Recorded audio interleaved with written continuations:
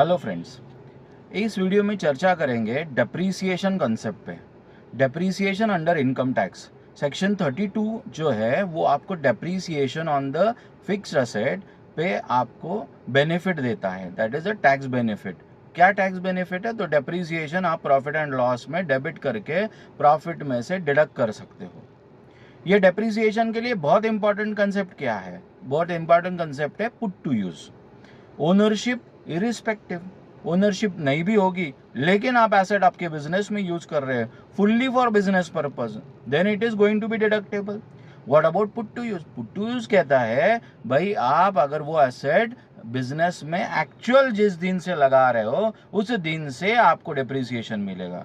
तो day wise मिलेगा? No, it will not be day wise, it is based on 180 days criteria. वो criteria क्या कह रहा है? क्राइटेरिया कह रहा है कि भाई 180 दिन से कम अगर आपकी मशीन या कोई एसेट यूज हुई है तो आप अब 50% डेप्रीसिएशन लीजिए।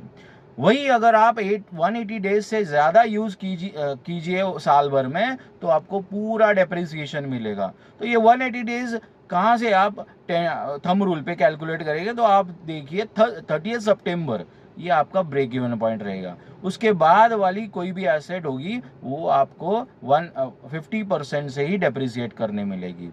ये आप टैक्स प्लानिंग के लिए भी यूज कर सकते हो and the same time you can use it for working capital planning also. If you plan the problem working capital as well as funding planning, that is capital expenditure का जो आपका खर्चा है वो प्लान करने के लिए भी इसका टैक्स शील्ड का यूज होता है। और उस टूल को फाइनेंशियल मैनेजमेंट में कहते हैं कैपिटल बजटिंग।